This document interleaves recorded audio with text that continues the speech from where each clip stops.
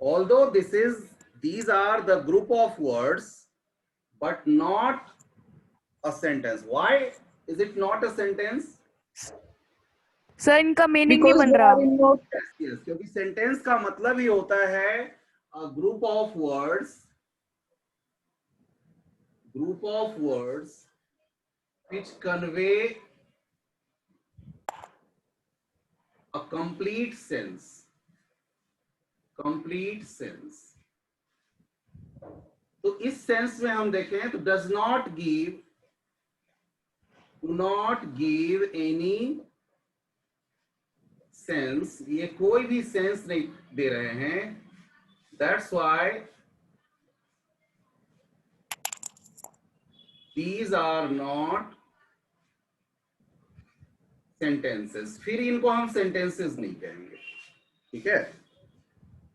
अब एक आता है फ्रेज और क्लॉज, ये भी समझिए। अगर इसी को अब हम सेंटेंस को ठीक करें तो कैसे होगा? ये बन जाएगा आई गो टू स्कूल। अब ये मीनिंग देने लग गया, I go to school. In the same way, this can be changed to she like does tea not. She does not like tea. She does not like tea. अब ये sentence बन गया। इसी तरीके से you like do tea, question mark लगा दिया, इसलिए इसको क्वेश्चन में बनाना है। Do you, sir do you like T. बहुत बढ़िया, बहुत बढ़िया। Do you like tea? अब ये तीनों सेंटेंसेस हैं। These are sentences because they give complete sense। अब इस केस में मैं देख रहा हूं कि ये कंप्लीट सेंस दे रहे हैं, तो निश्चित रूप से ये किस कैटेगरी में आ गए? Group of words. अब इस कैटेगरी में आ गए, a group of words which conveys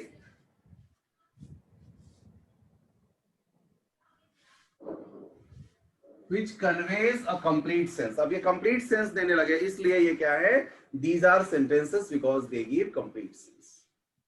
I think यहां तक सबको समझ में आ गया होगा।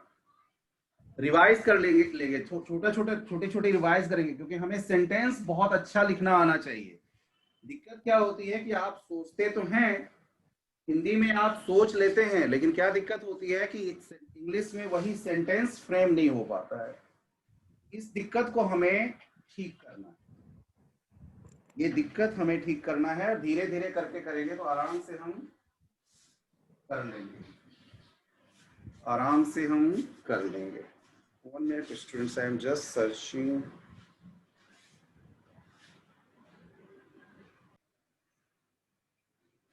फिर से एक बार समझ लीजिए, फ्रेज क्या होता है? A group of words which gives some sense but it does not consist any subject or a finite verb।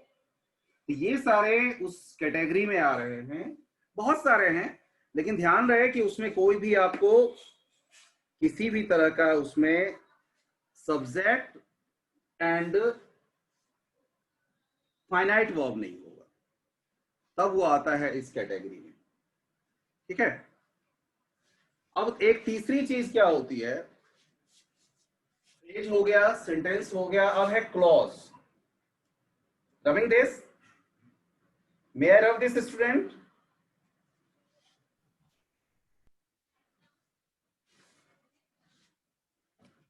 देखिए अब क्या होता है, क्लॉज, ये भी ग्रुप ऑफ वर्ड्स होगा। It has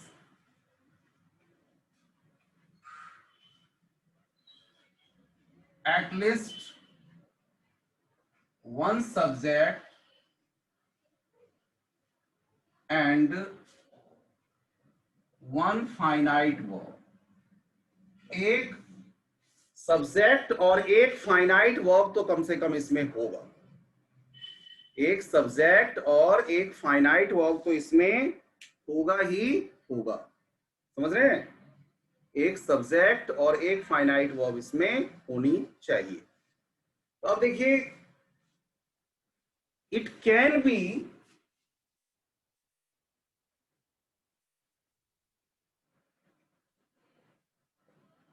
it can be dependent as well as independent। Clause दो तरह के होते हैं, आपने प्रिंसिपल क्लॉज पढ़ा होगा, सबऑर्डिनेट क्लॉज पढ़ा होगा। इस इंडिपेंडेंट को, इसी को हम प्रिंसिपल क्लॉज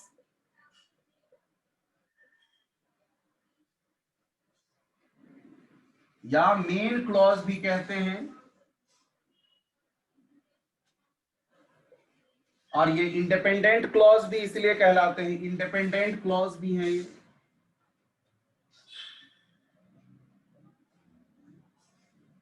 स्वतंत्र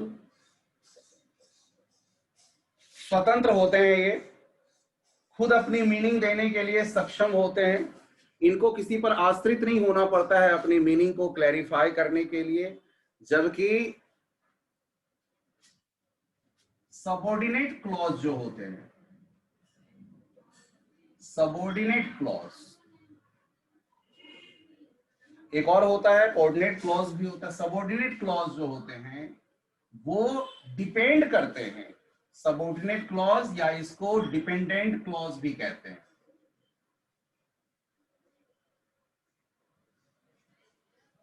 जैसा कि नाम से ही लग रहा है, ये सबऑर्डिनेट हैं, किसी की हेल्प करने के लिए हैं, किसी की मदद करने के लिए हैं, इनका अकेला अस्तित्व नहीं है, इनका अकेला अस्तित्व पूरी तरह से नहीं है तो मीनिंग तो लगाएंगे ये, लेकिन ये मीनिंग उतने अच्छे से नहीं लगाएंगे, उतने अच्छे से इनकी मीनिंग नहीं लगेगी। ये अपने मीनिंग को क्लैरिफाई करने के लिए दूसरों पर डिपेंड करते हैं, दूसरों पर आश्रित होते हैं। क्लियर हुआ ये सबऑर्डिनेट क्लॉज? जैसे if it rains, if it rains,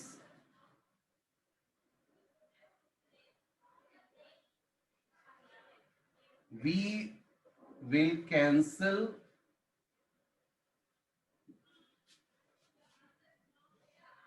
the program of,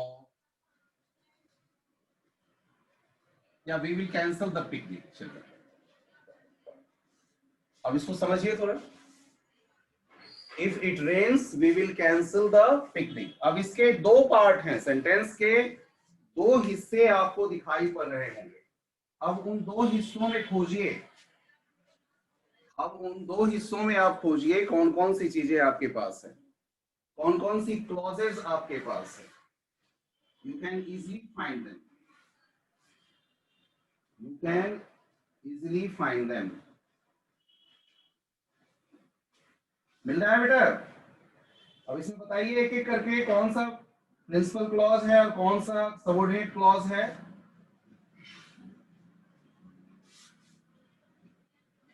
can you find?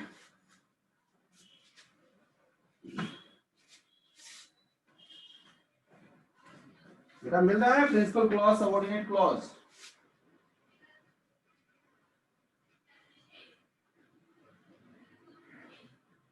नहीं, ये देखिए, we will cancel the picnic, इसका तो मीनिंग लग रहा है ना आपको, प्रिंसिपल क्लॉज है ना? इसकी मीनिंग तो पूरी तरह से, इसको इस बात से कोई खास लेना देना नहीं है, ये अपनी मीनिंग दे रहा है कि we will cancel the picnic, हम लोग अपनी पिकनिक कैंसिल कर देंगे, इसका मीनिंग लग गया।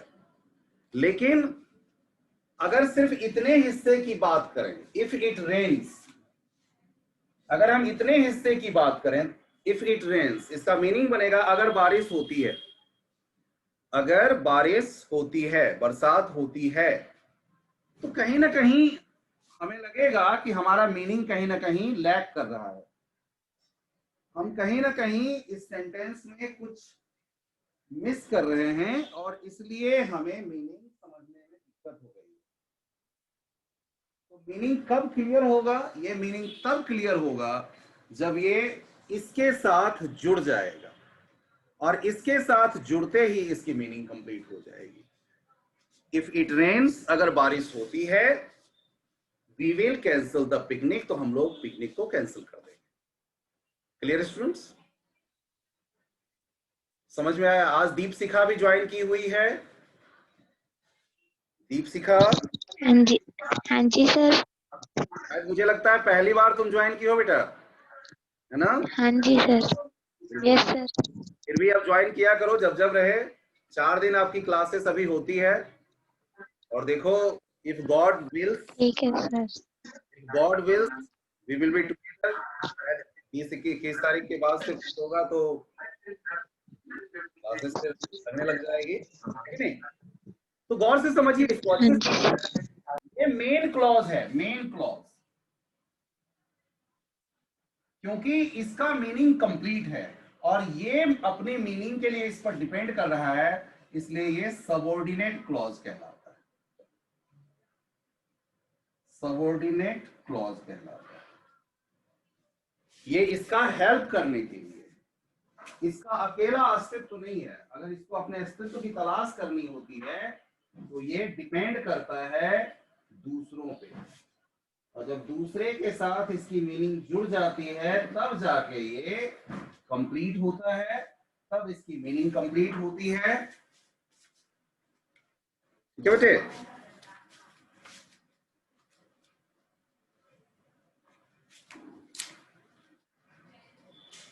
आपके भी कोर्स में था ये, लेकिन पता नहीं क्यों हटा दिया गया है। कोई बात नहीं, लेकिन हमें जो जरूरत की चीज है वो तो पढ़नी ही पड़ेगी, क्योंकि कई सारी चीजें बिना पढ़े नहीं समझ में आती है। तो देखिए, मैं आपके साथ शेयर करना मांगता हूं।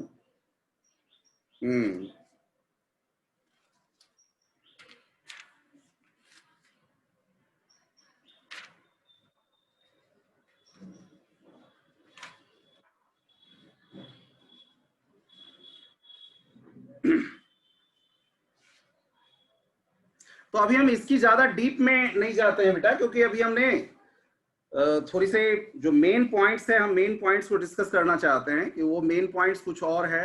ये जो इस तरह के जो होते हैं सेंटेंस, उसको कोऑर्डिनेटिंग क्लॉज कहते हैं या कोऑर्डिनेट क्लॉज कहते हैं, क्योंकि इनका काम है दोनों हिस्से का चूंकि स्वतंत्र मीनिंग होता ही है, इसलिए वो क्या करते हैं, कोऑर्डिनेट कर देते हैं, यानी कि दोनों के बीच की कड़ी बन जाते हैं, दोनों के बीच की कड़ी बन जाते हैं ये, और इसलिए इनको कोऑर्डिनेटिंग क्लॉज कहते हैं।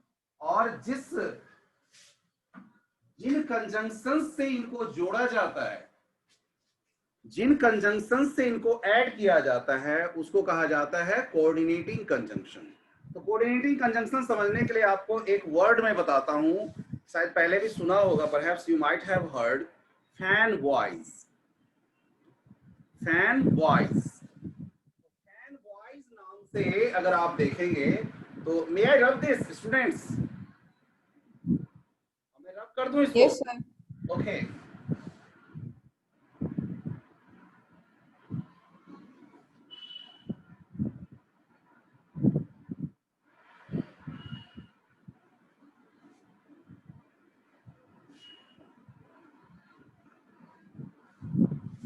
अब देखिए कैसे ये जो होते हैं फैन वॉइस कहलाते हैं।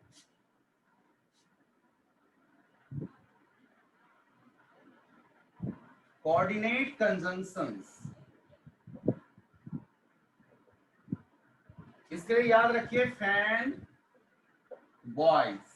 अब कैसे है? एफ से फॉर, ए से एंड, एन से नॉर, बी से बट, ओ से और, वाई से येट, एस से सो, ये सारे कहलाते हैं फैन वॉइस। ये कहलाते हैं फैन बॉयज। शॉर्ट में याद रखने के लिए इनको फैन बॉयज करके याद रखा जाता है। ये सभी, अब कई सारे एकाध इसमें ऐसे भी आपको मिलेंगे जो कंजंक्शन के साथ साथ ये आपको किसी और चीज के लिए भी यूज होते हैं, जैसे प्रीपोजिशन भी होता है। फॉर प्रीपोजिशन है, फॉर जो है वो प्रीपोजिशन के लिए भी यूज किया जाता है। तो इसमें आप देखेंगे कि दोनों को क्लैश करते हैं। अब इन सब से आप देखिए कि माइंड में आप सेट कीजिए कि आप जोड़ते हैं या नहीं। कई सारे सेंटेंसेस होते हैं जो इससे जोड़े जाते हैं, बहुत से सेंटेंसेस होते हैं जो इससे जुड़ते हैं। तो शॉर्ट में इसलिए कहते हैं fan boys conjunctions, fan boys, ताकि ये शॉर्ट में याद रहें, ठीक है ना। Fan boys conjunctions.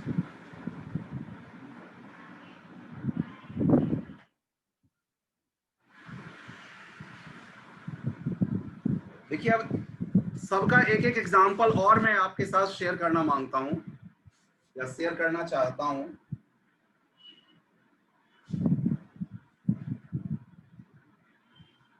सबसे पहले देखिए फॉर के साथ।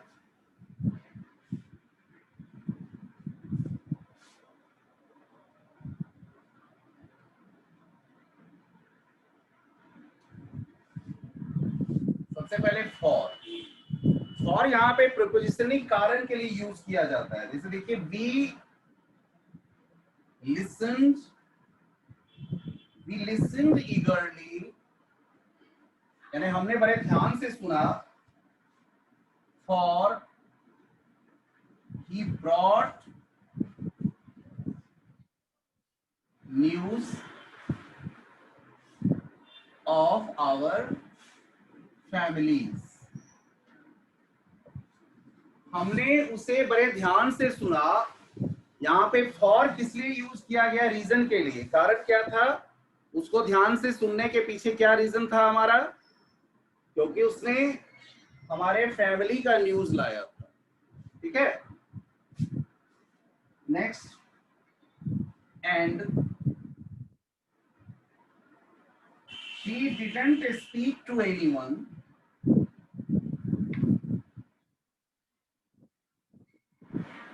she didn't speak to anyone and nobody spoke to her, and nobody spoke to her, nobody spoke to her, okay. Nor I don't expect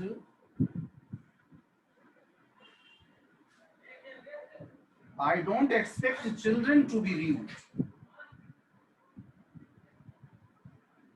I don't expect children to be rude, nor do I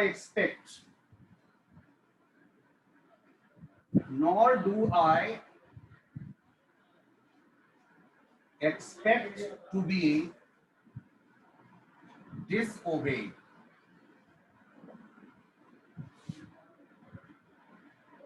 But they rushed to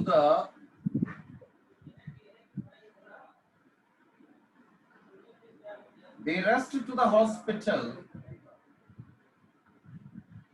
They rushed to the hospital, but they were too late.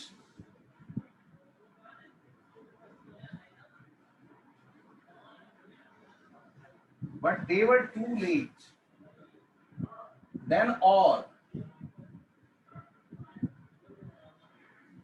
I will go shopping, or I will go to watch a movie.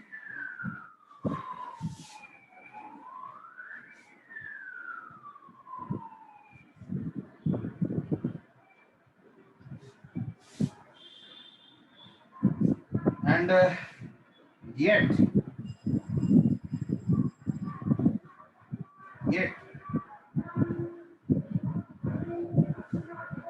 Tom was a convicted criminal, convicted criminal, yet many people admired him. And last but not least is so.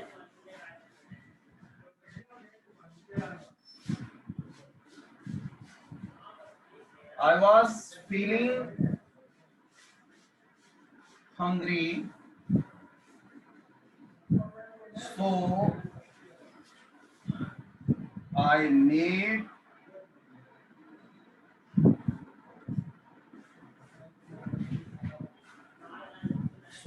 cooked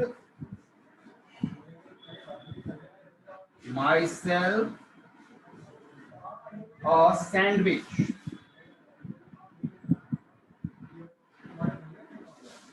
So these are, students, these are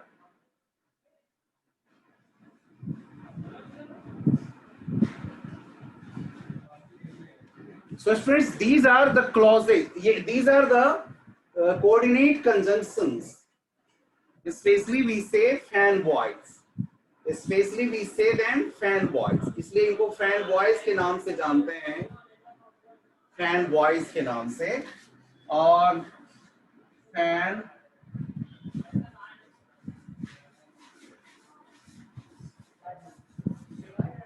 boys के नाम से इनको हम जानते हैं. FAN.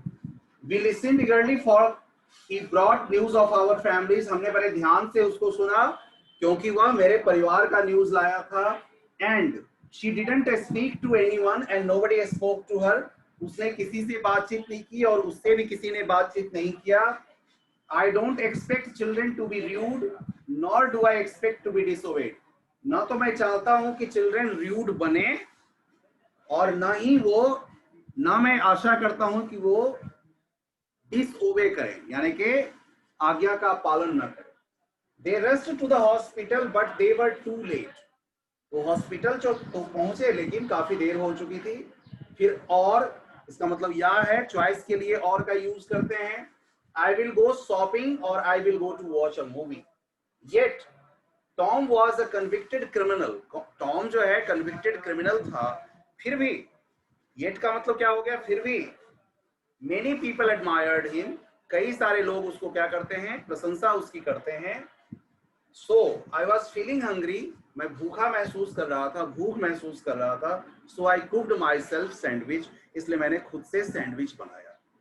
तो ये सारे आप देखिए, ये सारे चीजें 3 तरह के मैंने आपको बताए, 3 तरह के क्लॉजेस बताए. मेन क्लॉज या प्रिंसिपल क्लॉज, सबऑर्डिनेट क्लॉज या डिपेंडेंट क्लॉज, और तीसरा बताया कोऑर्डिनेट क्लॉज. कोऑर्डिनेट क्लॉज में आप देखिए दोनों हिस्से का अपना मीनिंग होता है, कोई हिस्सा किसी पे आश्रित नहीं होता है.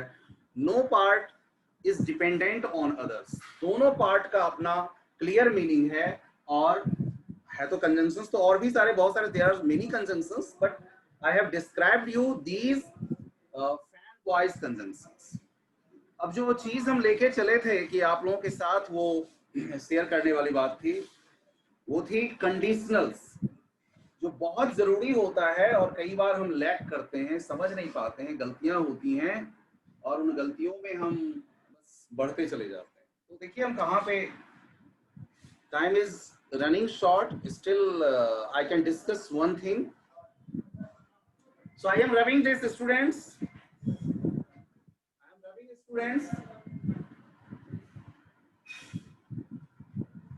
बहुत अच्छे से आप बाद में लिख के, और जो इम्पोर्टेंट हिस्सा लगेगा आप कॉपी पे करेंगे.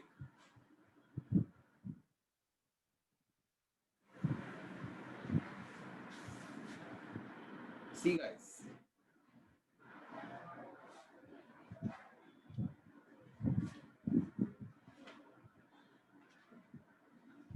कंडीशनल्स.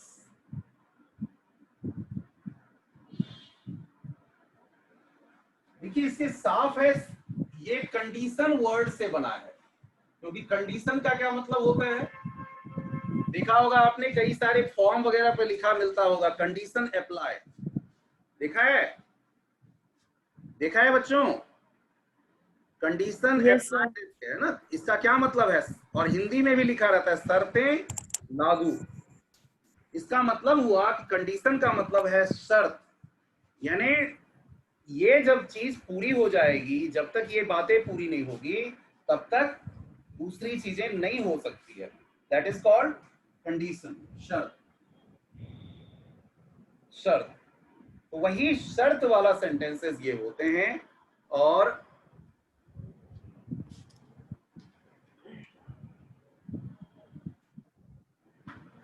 देखिए मतलब है, कंडीशनर्स का मतलब है, ये क्या एक्सप्रेस करते हैं, conditionals express one thing contingent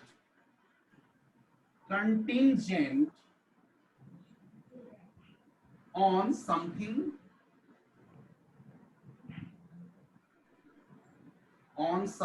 else, यानी एक चीज दूसरे चीज पर आश्रित है, एक चीज दूसरे चीज पर कंटिंजेंट कर रही है, आश्रित हो रही है। तो जैसे देखिए मैं आपके साथ सेंटेंस लिखता हूं, वही, if it rains the picnic will be cancelled.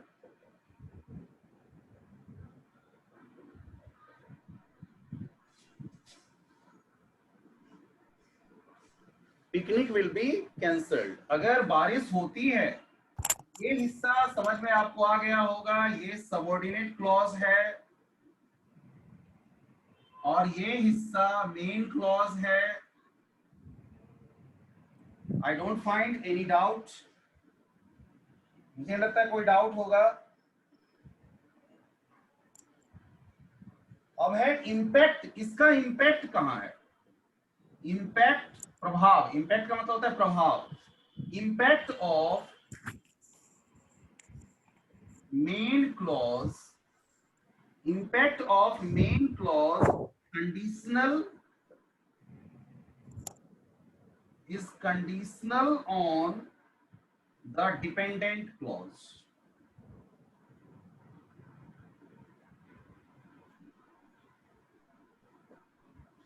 Impact of main clause is conditional on the dependent clause, यानी इसका संबंध ये पूरा का पूरा डिपेंड कर रहा है इस क्लॉज पर। ये क्लॉज जिस तरह से इसको गाइड कर रहा है उस हिसाब से इसके सारे काम चलेंगे। मीन्स पिकनिक कब कैंसिल होगी, पिकनिक कैंसिल हो सकती है, और पिकनिक कैंसिल होने के पीछे क्या रीजन रहेगा, इफ इट रेन्स, अगर बारिश होती है तो। और